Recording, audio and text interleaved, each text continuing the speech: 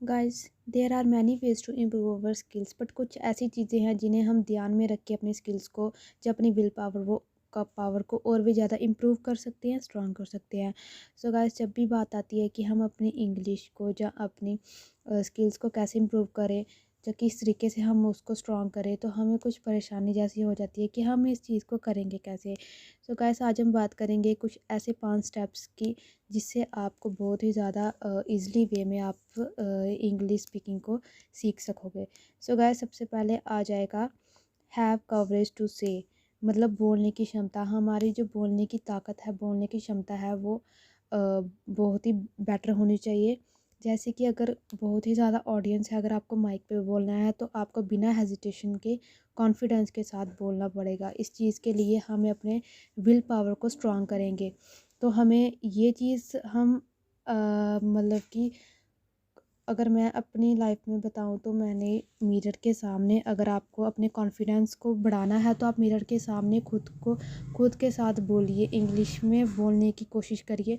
इस तरीके से आप में बोलने की क्षमता या बोलने की ताकत जो होगी वो बेटर हो जाएगी। Guys, second one is listen carefully.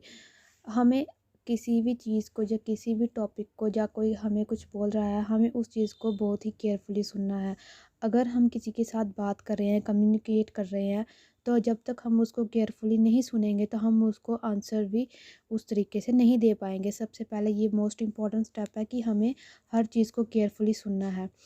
जब भी ऑब्वियस सी बात है कि जब भी हम किसी चीज़ को ट्राई नहीं करेंगे, या हम उस चीज़ को बहुत ही आसान तरीके से अगर हम उसको कर पाएंगे, तो ये हमारे लिए बहुत ही ज़्यादा इजी हो जाएगा। सबसे पहले हमें माइंड सेट करना है और हर चीज़ को ध्यान से सुनना है। So the third one step is practice. Practice का मतलब एक्सपीरियंस। जितनी हमारी प्रैक्टिस अच्छी होगी उतना ही एक्सपीरियंस बढ़ेगा।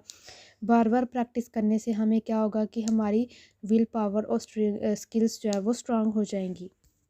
जैसे एग्जांपल के लिए मैं आपको बताती हूँ कि जब भी हम बैठे हों, फ्री बैठे हों, ऑब्वियस सी बात है, जो ह्यूमन माइंड है वो फ्री टाइम कुछ ना कुछ अपने माइंड में थॉट आते रहते हैं।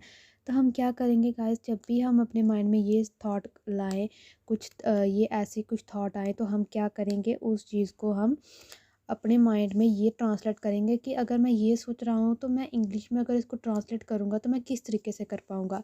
जैसे एग्जांपल के तौर में मैं आपको बताती हूँ, अगर मैं ये सोच रही हूँ कि कल मैं अपनी बेस्ट फ्रेंड के साथ बैठूँगी स्कूल में, तो मुझे ये ट्राई करना चाहिए कि मैं इसको इंग्लिश में कैसे करूँगी। तो मैं इसको इंग्लिश में ये सोचूंगी कि मैं ऐसे बोल पाऊँगी, tomorrow I will sit with my best friend in the school. तो इस तरीके से क्या होगा कि ये सेंटेंस मेरे माइंड में बैठ जाएगा और मुझे इसी तरीके से बार बार प्रैक्टिस करनी है। इससे क्या होगा कि जो हमारा एक्सपीरियंस है वो बेटर हो जाएगा। So guys, the last one is keep the eye contact. ये this is the most important steps guys.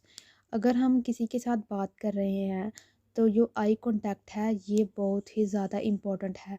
जब तक हम किसी के साथ आई कांटेक्ट नहीं करेंगे तो हमें उस चीज़ की अच्छे से समझ भी नहीं आएगी, ना ही हम अच्छे तरीके से कम्युनिकेट कर पाएंगे। तो ये सबसे मोस्ट इम्पॉर्टेंट चीज़ है गाइस, आई कांटेक्ट। हर किसी के साथ जब हम कम्युनिकेट कर रहे हैं या ऑडियंस को के साथ वो कुछ कम्युनिकेट कर रहे हैं, तो eye contact is the most important की। गाइस, ये चीज़ आपको, इन 5 चीज़ों का आपको ध्यान में रखना है। आज के लिए बस इतना ही गाइस। Thank you.